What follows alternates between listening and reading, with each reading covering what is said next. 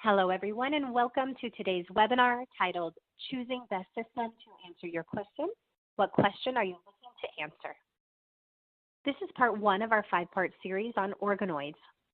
In this series, you will be better equipped to answer the basic questions and feel enabled to get started using 3D culture systems. I'm Christy Jewell of LabRoots, and I will be your moderator for today's event. Today's educational web seminar is presented by LabRoots and brought to you by Thermo Fisher Scientific. To learn more about our sponsor, click on the Thermo Fisher logo at the left of your screen. Before we begin, I would like to remind everyone that this event is interactive. We encourage you to participate by submitting as many questions as you want at any time you want during the presentation. To do so, simply type them into the Ask a Question box and click Send. We will answer as many questions as we have time for at the end of the presentation. If you have any trouble seeing or hearing the presentation, click on the Support tab found at the top right of the presentation window, or report your problem by clicking on the Ask a Question box located on the far left of your screen. This presentation is educational and thus offers continuing education credits. Please click on the Continuing Education Credits tab located at the top right of the presentation window and follow the process to obtain your credits. I'd now like to present today's speaker, David Kuninger, Director and Group Leader, Thermo Fisher Scientific. For a complete biography on our speaker, please visit the Biography tab at the top of your screen. David, you may now begin your presentation.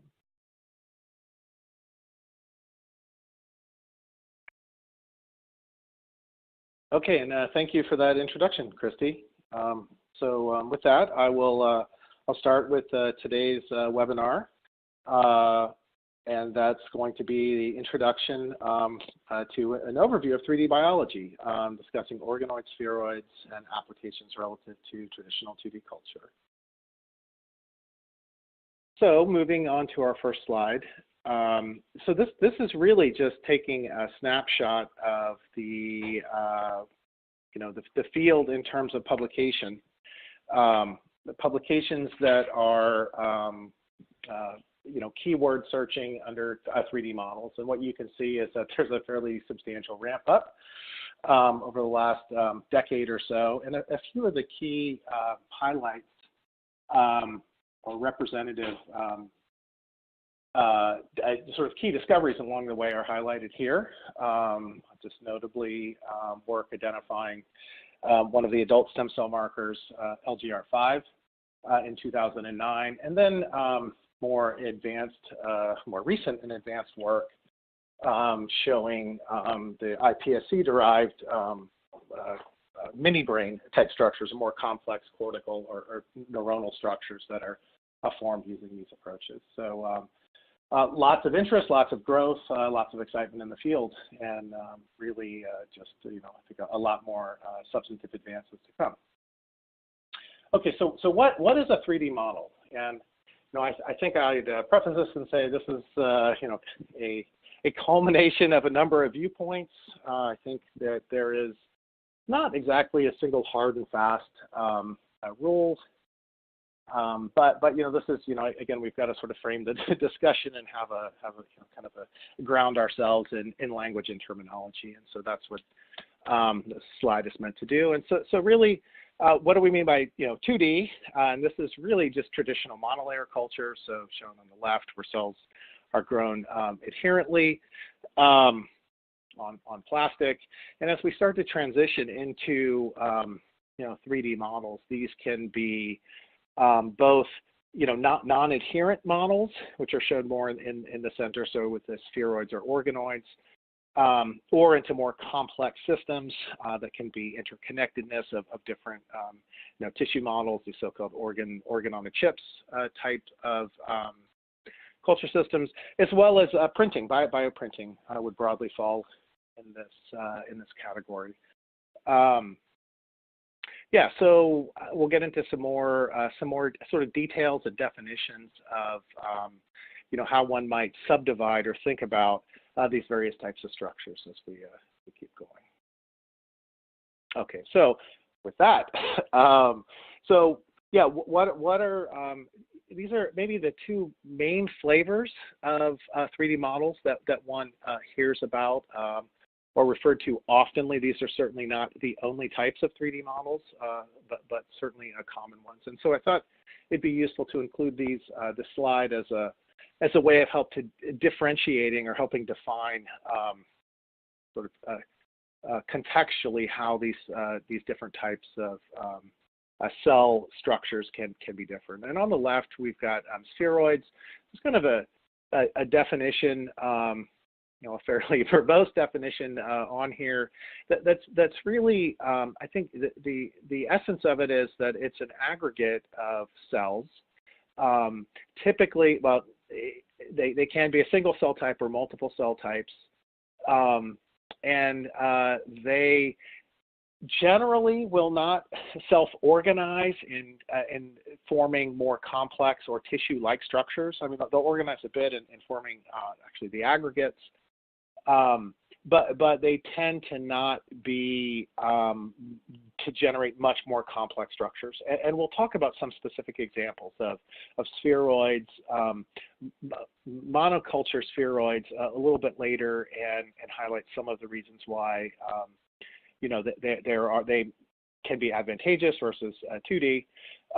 And then on the right, the organoid definition, and these are really organoids, by a working definition, tend to be generated from cells that have stem cell properties, whether they're pluripotent or whether they're adult stem cells. That is one of the sort of common themes with organoids, that you're starting with a stem cell that has the ability to self-renew, to grow, and also to differentiate into at least a number of different cell types, depending on the lineage and where the stem cell comes from. And part of this process of growth and differentiation comes with self-organization. And so that's where these more complex organ and tissue-like structures that recapitulate in many ways aspects of developmental biology can form when the stem cells are cultured in a specific environment.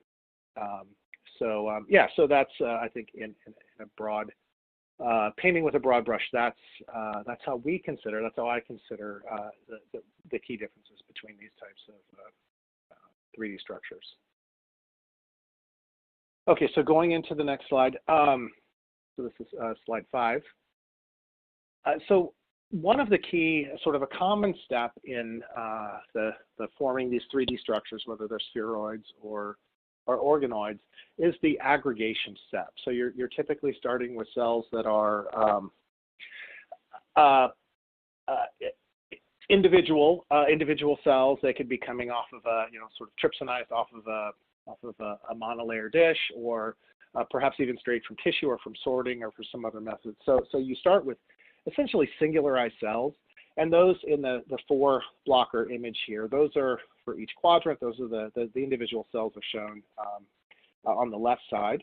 And then you basically set up an environment that promotes aggregation. And there's four methods are shown here. These certainly aren't the only ones. These are sort of commonly used, or relatively commonly used. One, the upper left, is sort of a hanging drop method, where you have cells in suspension. That could actually be a hanging drop, or the bottom of a culture dish, where you basically let the cells aggregate on their own based on either the fluidic properties or the sort of shape of the flask. So they'll just settle down and sort of come in contact with each other. This will drive aggregation for many, many cell types. Moving over from the top left to the right, there's other ways to do this. You can, again, we can gently centrifuge cells into pellets to help drive aggregation. Again, these are all going to be in plasticware that, or culture vessels that you want to have either coated for that are non-adherent. So we don't want the cells to actually stick to the plastic or to the vessel, but to themselves. And then the lower half of the figure shows 2 different sort of larger scale approaches for bioreactors or roller bottles, where you essentially put a suspension of cells in, and using cell densities, agitation, culture conditions, some other aspects, you can help drive aggregation and scale. So that's really kind of the requisite first step in forming spheroids or organoids. So moving on to slide 6. So this is a figure that depicts a number of the tissues that have been reported. And this is a little bit of a dated. This slide's just a wee bit dated, so there may actually be some more updates to it. But it shows the tissue types from humans for which organoids have been established. And these can be starting with either stem cell induced iPSC models, the pluripotent stem cells, or using adult stem cells, which are derived from the tissue of interest, or as indicated here. And I'll talk a bit more about that on the later slides. So, kind of a growing array of tissues that have been shown themselves to be compatible with this type of in vitro biology. Yeah, so if we, looking at slide 7, if we look a little bit more sort of broadly at the types of cells that are capable of giving rise to organoids, and this, in this case, these are going to be cells that have, the ability to both expand and differentiate, although I'll come back to the tumor lines or the exception here. But essentially these are progenitor cells, or cells that have a high replicative potential. So up on the upper left, so these are adult stem cells. These are really, they tend to be epithelial progenitors. They tend to be stem cells derived from epithelial types of tissues that undergo constant renewal and have a relatively high abundance of endogenous progenitors. And so this is where, from the earlier slide where we looked at many of those tissues, you probably noticed that many are epithelial derived. And so these have been, thus far, have lent themselves most readily to forming of organoids. So the adult stem cells, these are typically from epithelial types of tissues. Below that, we've got the induced iPSC cells that can be, of course, reprogrammed from a variety of different somatic cell types. Moving over to the right, upper right of this figure, looking at the tumor cells. And these are cells that can be isolated and expanded under permissive, sort of 3D type conditions, appear to also be quite enabling for the establishment of human primary tumor lines. And there's also kind of a growing body of evidence that suggests that the tumor-derived cells isolated and expanded and analyzed under these conditions also retain many of the characteristics of the primary tumor, such as clonality, maintenance of sort of heterogeneity of the primary tumors, and this makes them sort of very interesting and attractive models for disease modeling, for looking at anti-cancer therapies also. And then on the bottom right, this is the embryonic stem cells. So this would be the yang to the iPSC yang, if you will. So again, the bulk, and I would say this is for organoids. These are the cells that again retain the ability to both expand and differentiate. Spheroids, which are companion to the organoids, again a much wider array of cell types can be used to form spheroids, and I'll touch on a few of those later in the presentation. Okay, so if we look at again, this is using organoids as an example, but I think one generally, at least from my own perspective, I think of spheroids as just significantly as lower complexity organoids, and that's a bit of a working definition for me, and there may be examples where that isn't entirely correct, but for the most part, I think it's probably a pretty good rule of thumb. And so generally, when you're forming spheroids, they tend to form quickly, relatively quickly, and they tend to form with relatively low complexity because of you have either either they're monoculture, a small number of cell types, or you're not looking at really having complex differentiation programs unwind in the culture setting. Organoids can be more complex. in the number of cell types that give rise, the types of structures, the time it takes to do this also. So, so I'm going to go kind of taking that in mind, that bigger view, kind of run through some of the strengths and weaknesses of these models. And so we're looking at, again, organoid formation, either starting with a human iPSC on the left or an adult stem cell. Really, there's a lot of similarities between the features. Again, they can again, the starting material is different. So that's really the fundamental difference here. Also, I guess the relative developmental state of these, the iPSCs tend to be, fetal or embryonic-like in their relative maturity, even as the cells are differentiated. Starting with adult stem cells, you've got cells that are developmentally a little further along than the iPSCs. Both can be, can create complex structures. The cancer models come from those on the right. They can be expanded and banked. They're both compatible given the relatively large expansion phase of these.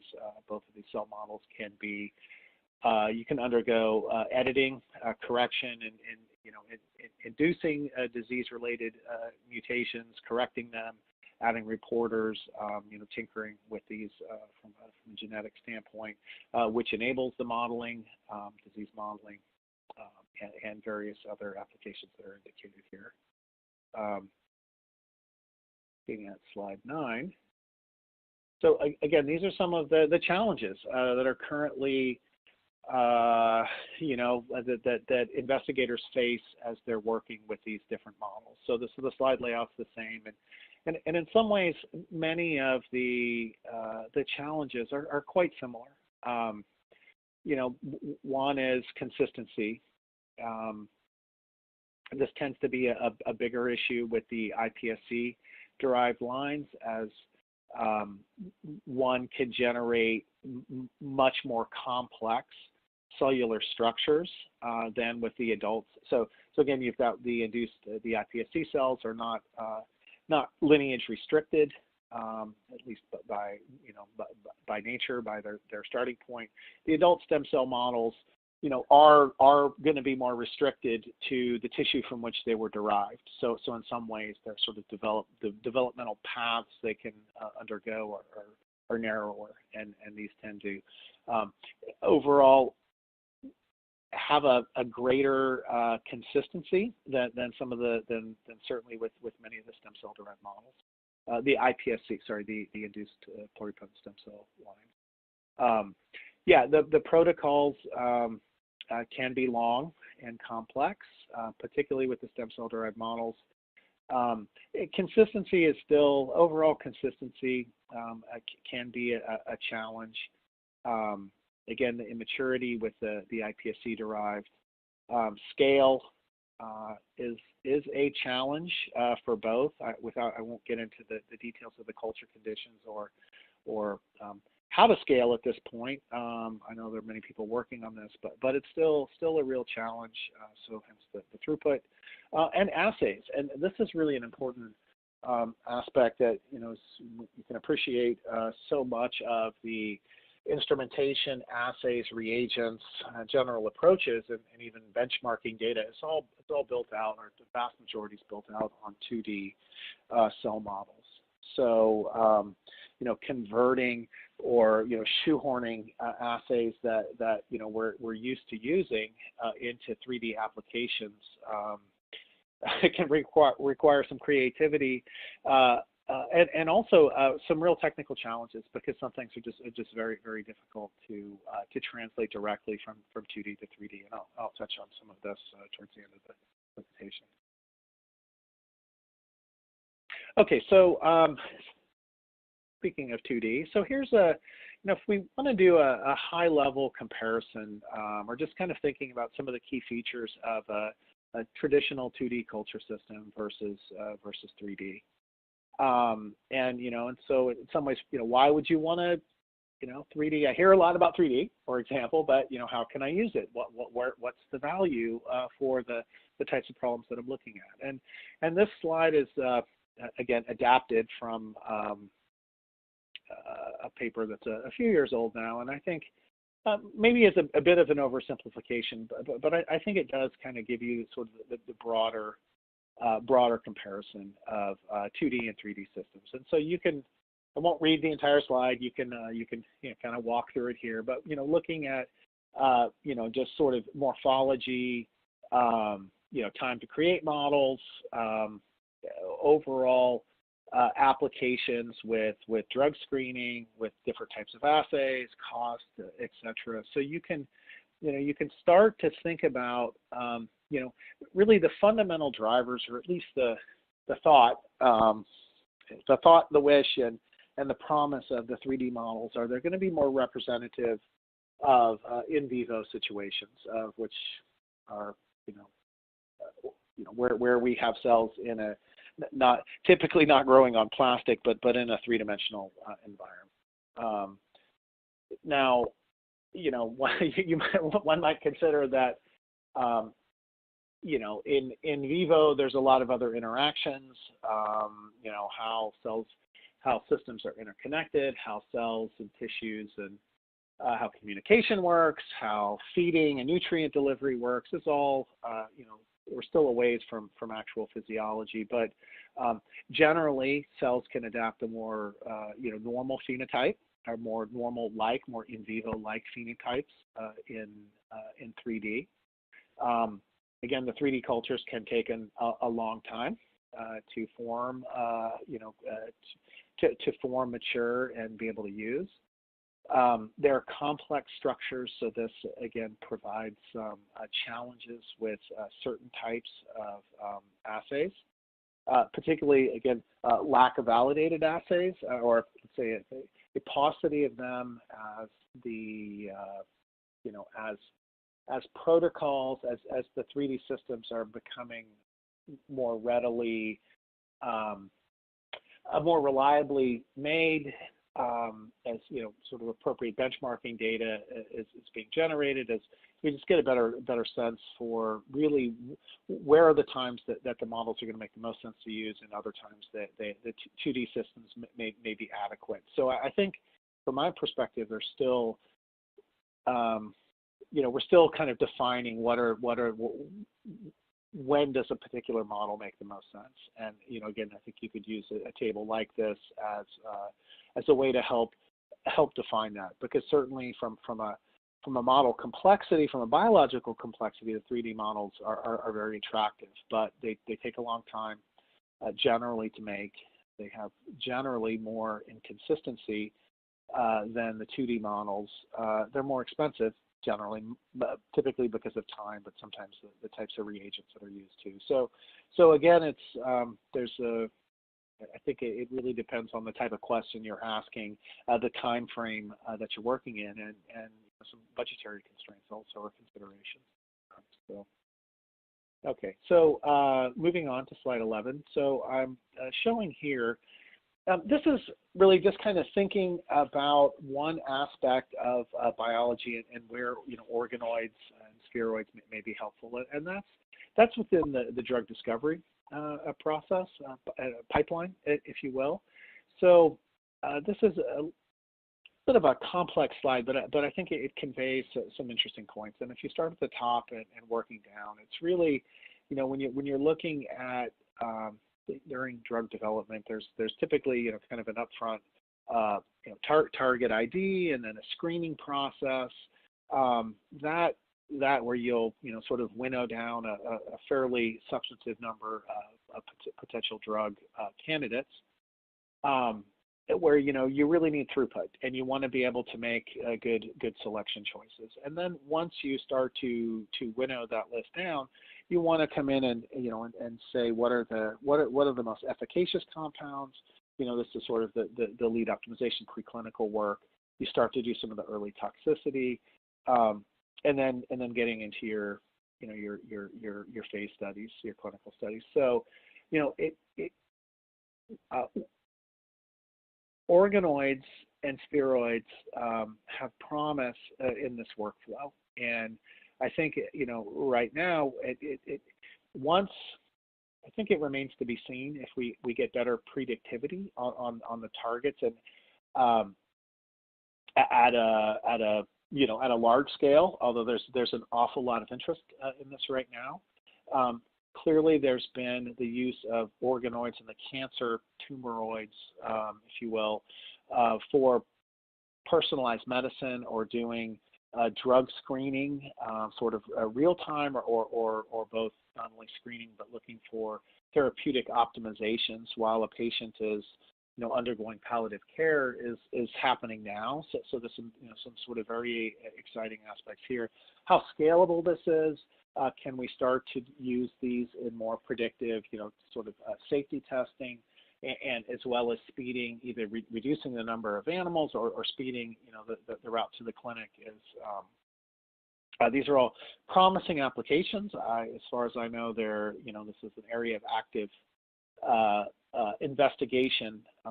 So I think we're on the path to saying exactly where organoids fit. Really, where their real value is going to be in this workflow, but certainly there's a lot of potential. Okay, so with that, I'm going to move into a few specific examples of either from work we're doing at Thermo Fisher Scientific, or just highlighting work that's been done in the field using various sort of 3D spheroid or organoid models. So the first, I'm going to talk a little bit about hepatic spheroids. So these are going to be specifically aggregates of hepatocytes, or this is actually a slide that's showing a hepatic cell line, a HepG2 cells, but the concept is similar for primary hepatocytes, and I'll show you some data on the next slide. But really just to orient ourselves, so the cartoon on the left is a depiction of what a cartoon depiction of what a spheroid of cells is like, and what you can have at the core. So it's really a dense ball of cells. They depending on how one forms them, they start small, they can proliferate, and then sort of get to varying sizes depending on sort of the seeding, how you start and how long you culture the cells. But at the core, once the spheroids get large enough, you run into the diffusion limits. Basically, you end up with cells that can't don't have access to nutrients, can't process waste well, and end up dying. Or so you have this sort of core necrotic zone. You have outside of that an area where the cells are not are quiescent, so not actively growing, but not dead, at least by some standard measures. And then the outer core, where you have this sort of proliferative zone. And as the little, you can see these little kind of balls, the different little blue balls or black balls indicate nutrient metabolites coming in and out. They basically diffuse in and out. So you have some size constraints as these are not vascularized. Nutrients and waste have to diffuse in and out, and this causes you run into some sort of physical constraints. On the right, this shows an image. This is taken of this HepG2 cells that were formed, that forming these aggregates. And what you can see that the zones are indicated in the arrows. The blue, this is basically just a nuclei stain. So each of the little round, each of the little the blue spheres is a nuclei for a cell. And then in the center, you can see the necrotic core. So this was using one of our live dead stains to assess the integrity of cells in the sphere. And so consistent with the cartoon model, we see a bit of this sort of interior region that is dead or dying, at least under these conditions. Okay, so why would we want to form human, hepatospheres or spheroids? These would be starting with primary human hepatocytes. The workflow is shown on the right here. So we would actually take a vial of frozen cells, plate them in a ultra low attachment round bottom plate. In this case, we use our NUNC Sphera plates, and they form, they'll form spheroids or aggregate and self-assemble into these spheroids over 5 days or so. One of the main reasons why this is useful with hepatic biology is that typically human primary hepatocytes it cannot last it can't be cultured for very long. In fact, 5 to 6 days is very typical. After that, they lose activity, they lose viability. In contrast, the hepatocytes, the same cells, when cultured as spheroids, can retain viability and appropriate activity for weeks. And this is advantageous because here's a graph showing one of the key activities. But for hepatic biology, you may have compounds that they're low turnover compounds, so that they take a while to be days, on the order of days to be metabolized. And you'd like to have a culture window in which you could basically assess the turnover of all sorts of compounds, not just those that you could measure within basically a 5-day window that one can do now with the primary plated hepatocytes. So again, this is one where you get improved activity. So this is showing, if I look at the bottom left, we're looking at a cytochrome P450, the subtype, the 3A4 isoform.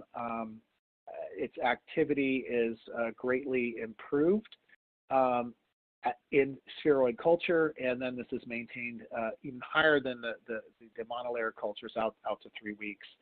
Similarly, we'll look at albumin production, a key marker of the quality of the cells, the hepatic cells, all much higher in the spheroid versus the exact same cells cultured in monolayer.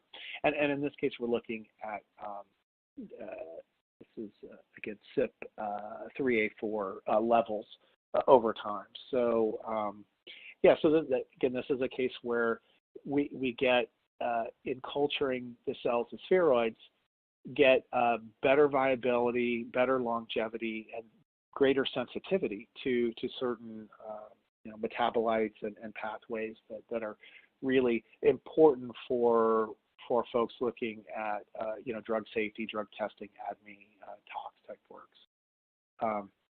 Okay, so that's just a touch on that. So I'm going to give you another example. This is using an iPSC cells for investigating molecular aspects of Parkinson's disease. And so just a quick bit on Parkinson's. It's a degenerative it's a neurodegenerative disease that's caused by the loss of a specific subpopulation of neurons that emanate from the substantia, or emanate into the substantia nigra. And these cells are they're a subpopulation of the dopamine-producing neurons, which the loss of these cells are really what drive the pathophysiological conditions of Parkinson's disease, which is horrible, a fairly common and really quite awful neurodegenerative disease, and it's an area of intense focus. So one of the ways, and this is work that this is really laying out a roadmap of how we're looking at doing some studies in 3D, and this is in part leveraging moving from 2D reagents and culture systems into 3D and seeing how can we use can we learn new or interesting things about the disease and ways to potentially intervene or screen candidates for potential therapies in 3D that we were not able to that would be unique than with the 2D system. And so specifically, this is a bit of an outline of what the workflow looks like, and this is actually something we're working on in-house right now. But we'd start with, in the case of the iPSC lines, we can start with a wild type, an individual with a normal, healthy individual without Parkinson's, and then individuals or more specific mutations that are associated with Parkinson's disease. And at the upper left, so we're looking at the LRRK2. This is a LRRK2 kinase. There's one familiar mutation. Well, this is a mutation associated with the disease. There's another one, the instinuclein A, that's listed below. So these are just basically iPSCs derived from patients with Parkinson's disease. We can, using a kit we developed a couple of years ago to create these very specific midbrain floor plate derived dopamine precursors, expand the progenitors and then put them into spheroid, put them into an extended 3D phase. In this case, this would be after they had been specified to be neurons or neural precursors. And then what we want to do is look at, look across the different patient cohort, and then stress the cells in a variety of ways, and then looking at various endpoints. And this is just, I think, kind of highlighting both some of the challenges and opportunities of dealing with the cells in these types of structures. Looking at the bottom left, where we'd be replating the spheroids and watching and then assessing how the neurons grow out of these spheroids across the different patient cohorts. We can look at very specific cell migration. So we can look at overall neurite outgrowth. We can actually track migration specifically. Then we can start to so optically slice into these different conditions and different cells. Then the other paths for us are the more destructive or dissociative ones, where we can actually enzymatically digest, liberate the cells from the spheroid, do either individual RNA, single cell RNA-seq, FACS analysis once we've got these cells individualized, and then also leverage RT-PCR and other types of we can actually do some histology on these too. So this gives us kind of a roadmap on how we're thinking about leveraging the ability to put these cells in 2D and assess features that are related to the different genetic patient populations with responses, and looking at these tyrosine hydroxylase or dopamine producing cell types specifically. So something we're very excited about doing. So if I switch gears a little bit now, moving into the some examples of the adult tissue-derived organoids. So this is circling back a bit. So what do we? What does this really mean?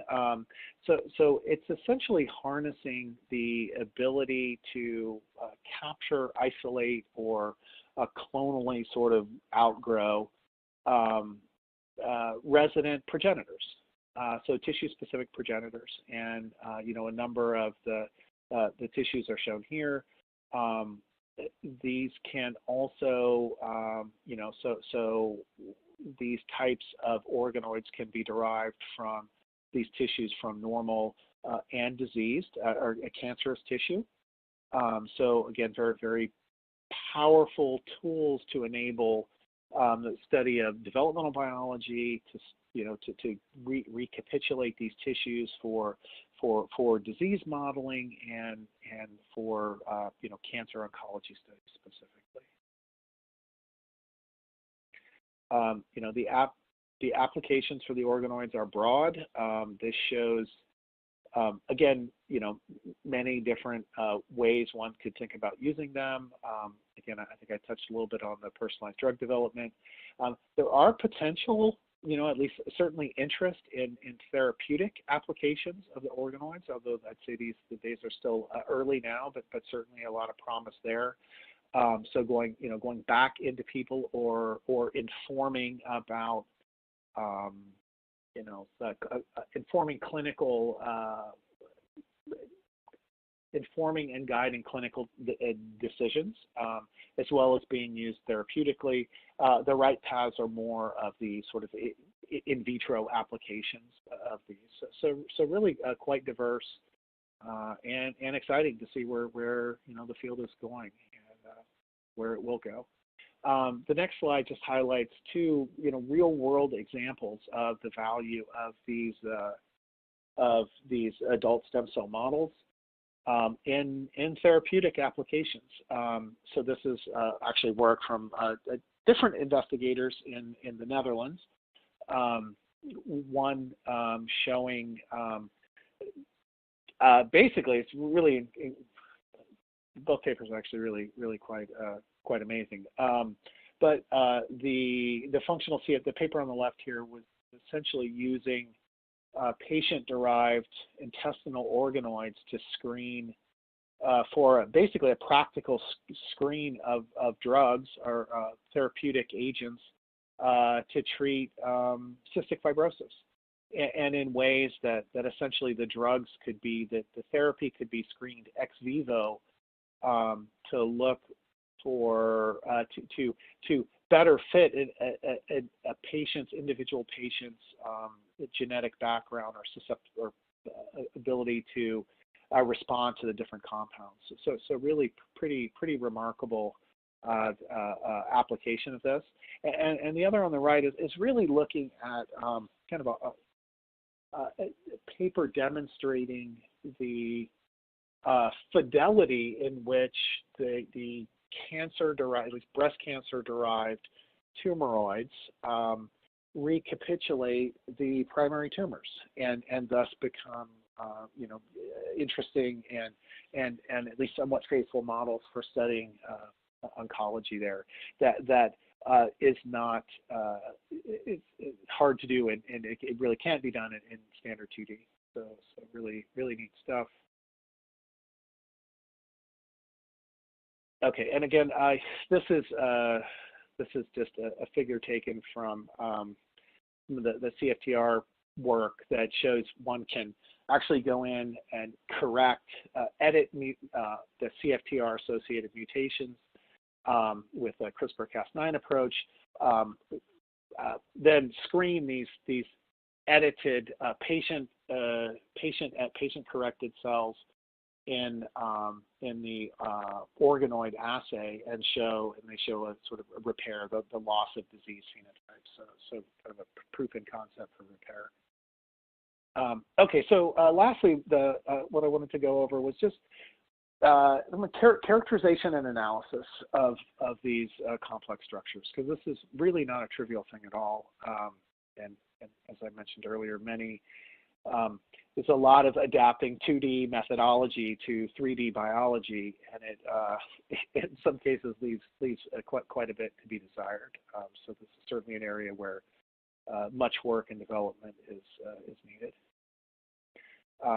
But I think one of the things that sort of goes without saying is the quality of your material is critical. Your cellular material. So in this case, if you're starting with iPSC or pluripotent stem cell derived models, you want to have pluripotent stem cell. You want to have high quality cultures before you start these long expensive experiments. You want to know that the material going in is of highest quality. And so with iPSCs, we Thermo Fisher Scientific offers a variety of tools that helps you assess the pluripotency of your cells. Are they pluripotent, and does the line have the ability to give rise to all three germlines? So key features of a iPSC cell. So we have our both a pluritest and TACMAN scorecard to address pluripotency and the ability to give rise to various germlines. And then the karyostat. This is a digital karyotyping tool, and again, this is a way to assess genomic integrity of your cells, particularly important with iPSC cells that can be unstable, genetically unstable. So as I mentioned a couple of times, these are long protocols. So the ability to do in-process sampling and QC is really quite useful. Here's a couple of examples that we commonly employ depending on the type of cell and the length of the protocol. But visually monitoring aggregate formation. This is a relatively simple and straightforward one. We can, we do this with our EVOS imaging system. One can do this using a variety of methods. It's a very good and relatively simple and low complexity way of getting a good sense of consistency overall. Consistency between a process. If you're doing this reproducibly, are the spheroids growing? Do they have a similar size and shape? Are they consistent within a batch? All really important features. Can also pull these out if it's a longer workflow. Pull them out and do a sample differentiation or look for key marker expression, whether it's by qPCR or other means to determine, are the cells progressing in a way that you expect them to. We've also have been looking at adapting many of our 2D cell health reagents and other tools to 3D applications, and we're finding some translate relatively well. Others are a little bit more challenging or require specific workflow or protocol modifications. As a general rule of thumb, the qPCR, the approaches used there translate very well. The applications with antibodies depend on many different things. Penetration into staining and imaging these complex, sometimes rather large structures is a real challenge.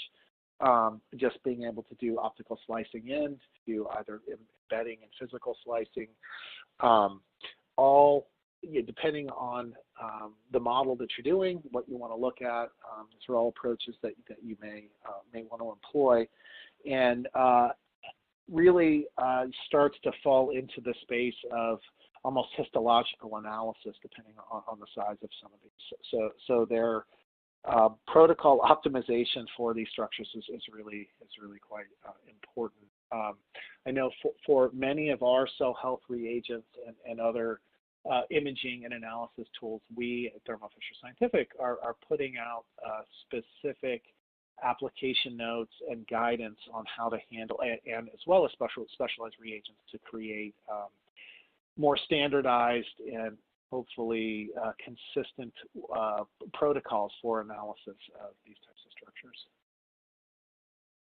Again, here's many of the instrument platforms that we would be doing for imaging.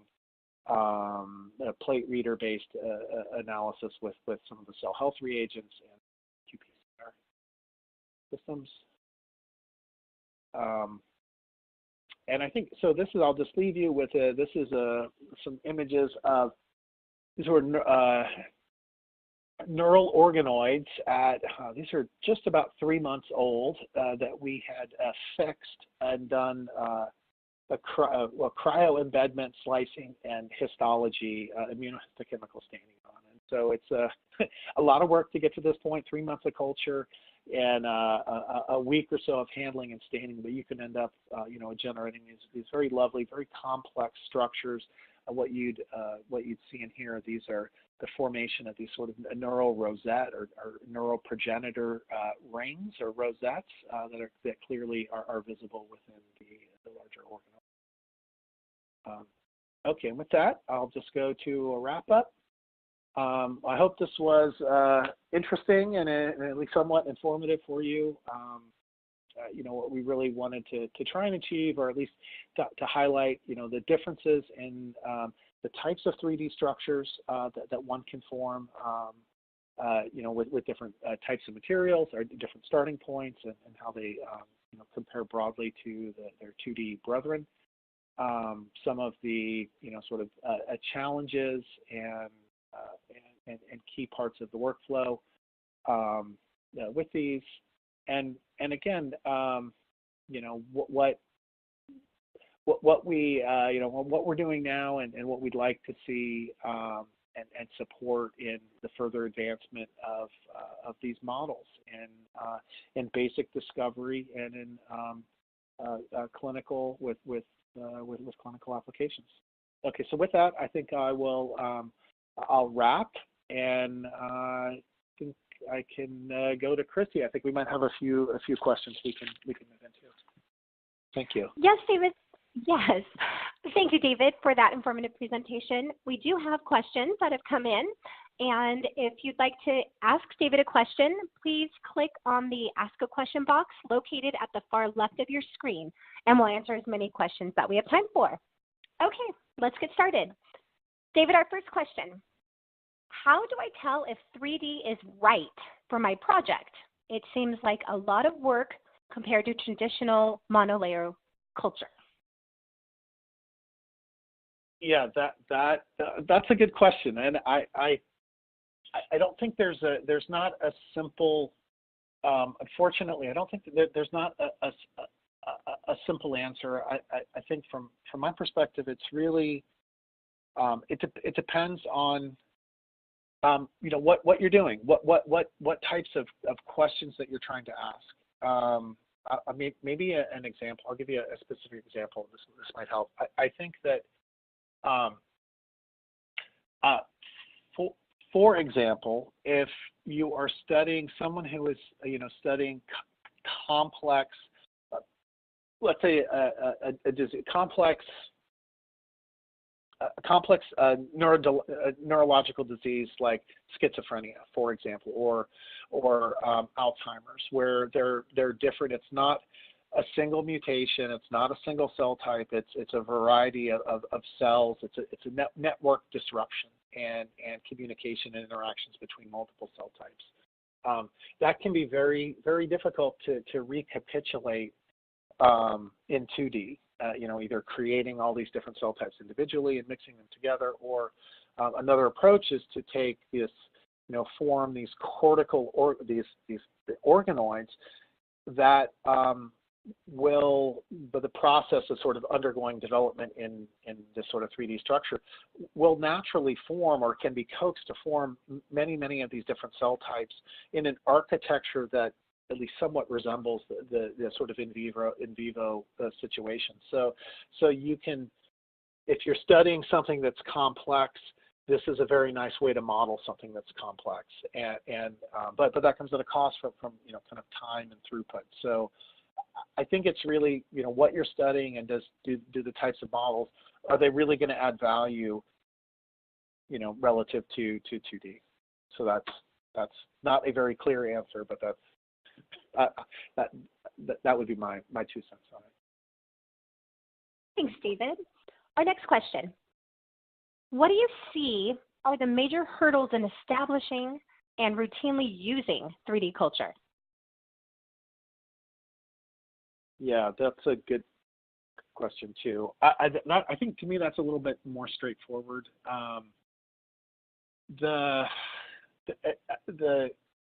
Again, it depends a little bit on the model that we're talking about, but generally it's consistency.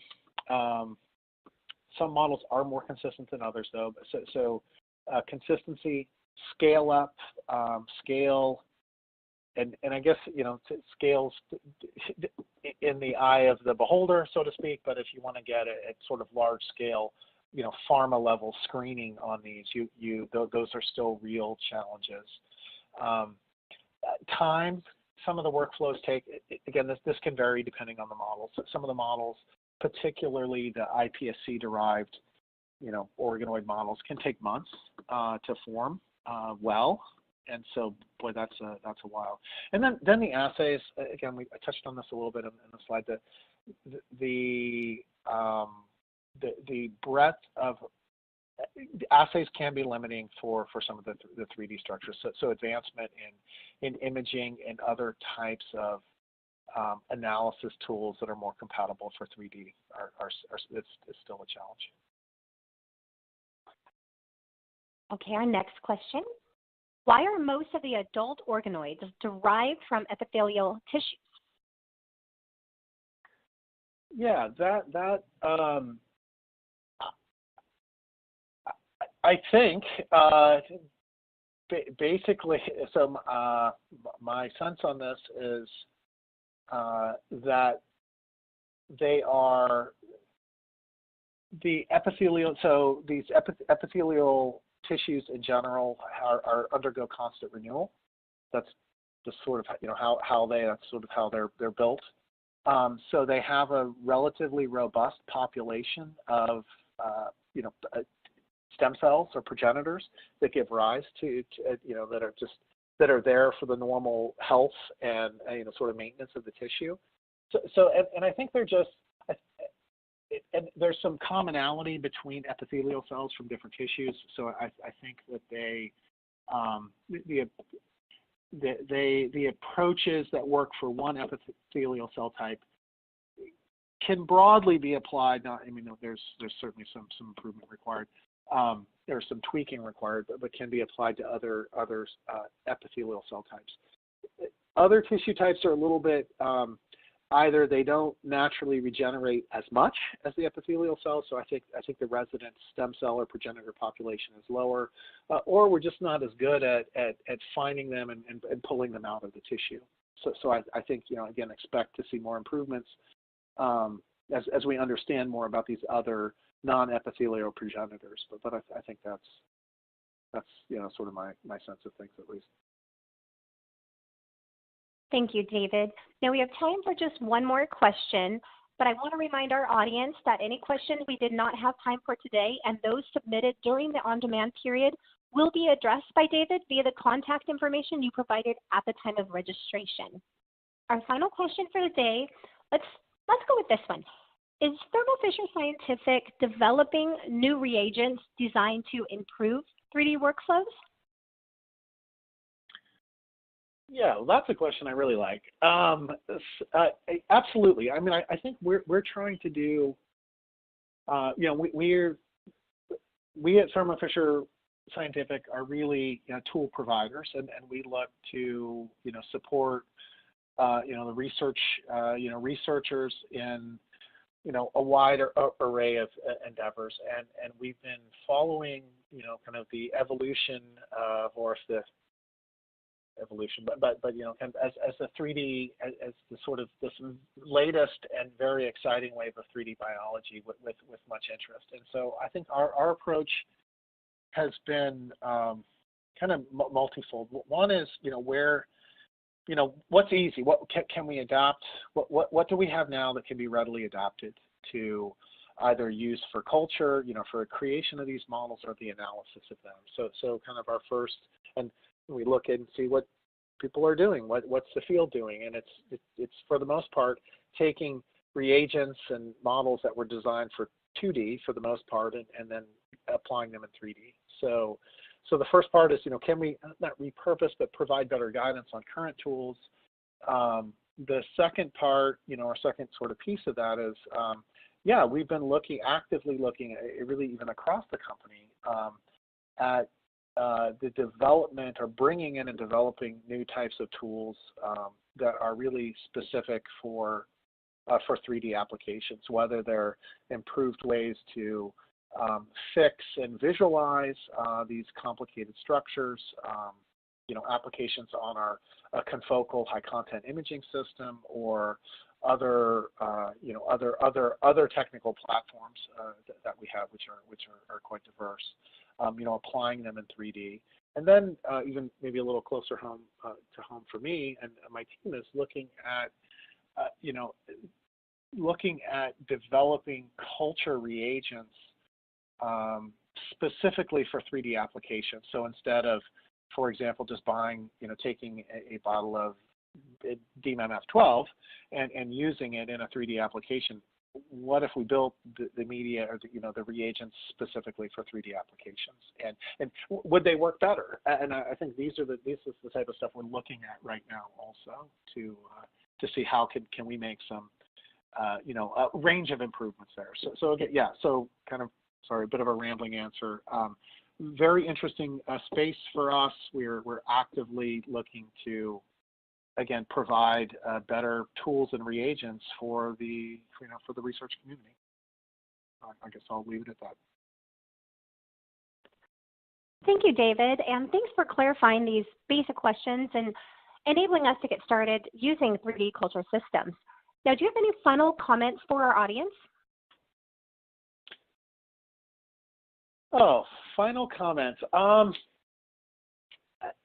You know, I would just, I personally, I find, you know, it's a very exciting time in biology right now. We've in our sort of post-genomic era, the ability to engineer and edit, and now, you know, sort of be able to create, you know, these very complicated structures, recapitulate them in vitro it's really remarkable. So I would, you know, there is an awful lot of need for creative solutions and thoughtful approaches to using these models. So I'd just say, you know,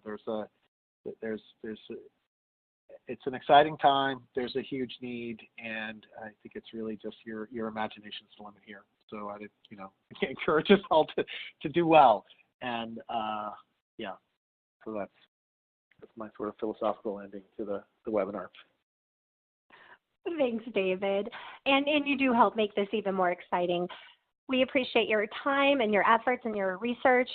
We also want to thank LabRoots and our sponsor, Thermo Fisher Scientific, for underwriting today's educational webcast. Now, before we go, I want to thank our audience for joining us today and for their interesting questions. Again, if we didn't answer your question, or if you would like to submit questions during the on-demand period, David will be responding via email to the contact information you provided at the time of registration. This webcast can be viewed on demand through August of 2019. LabRoots will alert you via email when it's ready for a replay. We encourage you to share that email with your colleagues who may have missed today's live event. You will now be redirected to the second part of our series, Getting Started in 3D. Thanks for joining us. Goodbye.